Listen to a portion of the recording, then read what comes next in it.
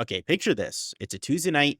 You check your bank account, and after 2 weeks of work, after 80 hours of your life, you have $43 left until Friday. Okay, this situation was someone named Alex, 24 years old, making $50,000 a year. And by 29, he had $100,000 in the bank. And I'm going to show you exactly step by step how he got there. Now, he wasn't just an ordinary guy who made excuses. He showed up, he put in the hours, he did everything you're supposed to, okay? But here's the thing that no one tells you when you're starting out. Working hard and building wealth are two completely different skills. And most people only ever learn one of them. I mean, every month, Alex's paycheck would hit his account and it felt like he was holding water, literally holding water in his hands. And by the time he looked down, it was basically gone, right? Rent, credit cards, subscriptions, I mean, all the stuff nowadays. His money, it just had places to be, right? But none of those places were for him. And the worst thing was he didn't even feel like he was getting all out of life like he wanted. Like he wasn't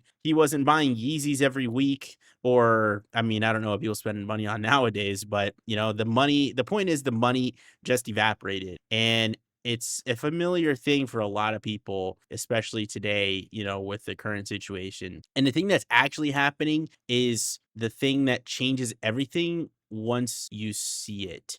And it happened for Alex because once he sat down, he did something that even me at one point was avoiding. And that was just calculating his real net worth, not even like his salary, not his credit score, not nothing like that. His actual net worth, the things that he owned minus everything that he owed. And I mean, it's not really surprising, but at the time it was negative. But he had a few $1,000s in savings, but he had a car loan, he had credit card debt, and he had nothing invested. So he was in a hole. And every month he was literally just treading water. I mean, he wasn't drowning, but he wasn't getting anywhere either. But at that moment, staring at the negative number, it was probably the best thing that ever happened to him because you can't fix what you refuse to look at. So he made a decision. He stopped letting money happen to him and started telling it where to go. And then this next part is probably where most people go wrong because they hear build wealth and they either do nothing because they're overwhelmed or they go like to Reddit and pick stocks or something,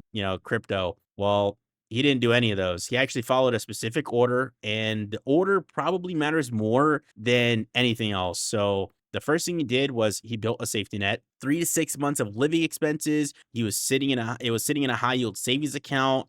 Didn't touch it. I mean, it's not anything crazy, but the thing that it actually does is it turns a catastrophic thing into an inconvenience thing. So, like, for example, your car breaks down, right? That's covered because your savings. You lose your job. You have time until you can find another one.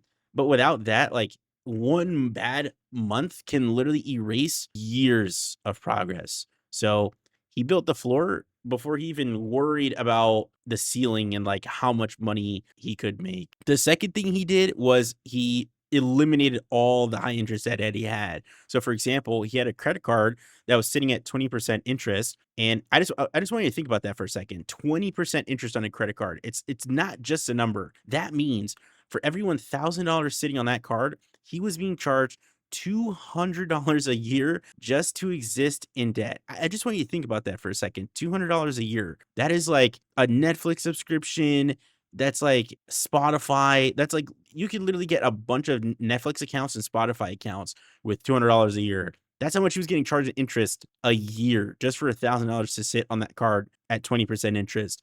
So it literally didn't even matter what the market was doing. The card was bleeding him faster than any investment he could have probably ever gone at the time. So, I mean, it made sense why he got rid of it, attacked it, paid it off aggressively. And I mean, he just kept looking forward, which leads to the third thing that he did, which was maxing his 401k match with his employer. So his employer actually had a 5% match on his contributions. So he started putting in 5%, and then his employer started putting in 5%. And when you do that, it's basically an instant guaranteed 100% return on that money before you even do anything with it. So you literally getting a 100% return on $5 if you put in $5, because that's just money you're getting from your employer for free. You don't even have to put it in the market. You're just getting that money for free. So if you have access to it, if you have the chance and you're not maxing it, I highly suggest leaving, money in an account in the 401k and matching it to the max that your employer will do. Because if you're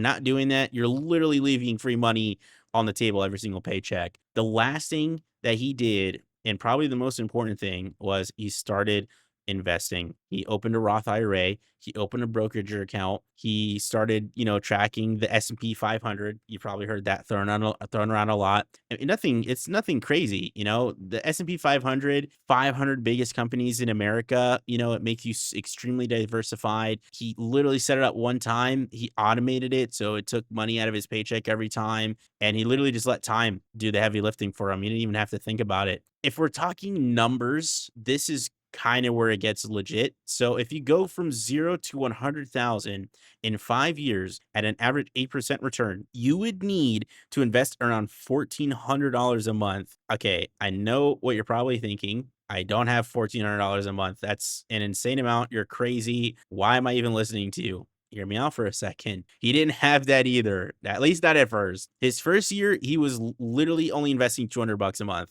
and he was still paying off his debt while doing that. His second year, he was investing in himself. So, he was learning, new skills that would make him more money. He got a raise at his job. He even increased his investments to $500 a month. And then the next year, his third year, he increased it to $1,000 a month. And then the fourth year to $2,000 a month. And then by the fifth year, his money was making money, and the compound interest was literally doing work for him in the background.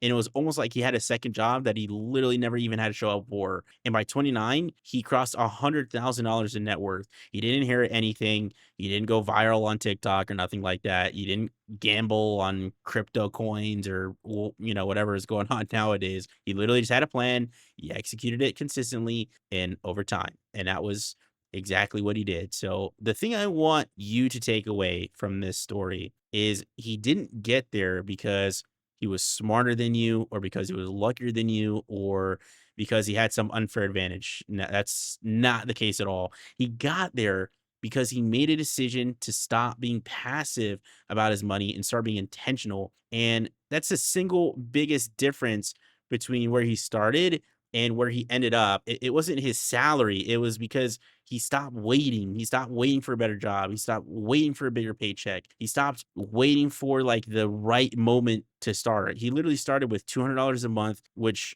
at the time felt pointless, but that's basically how it feels for everybody. But the thing is, the $200 a month are what build the $2,000 a month. And then the $2,000 months are what build the, $100,000 net worth. So whatever your number is right now, whether you do $1 or $50 or even $500, obviously the best time to start was yesterday, but the second best time to start is right now. So drop your biggest financial goal for the year in the comments and I'll read them. And, I just want to see where you guys are at. So if this helped, subscribe and let me know what you guys think in the comments. I'll see you guys in the next one.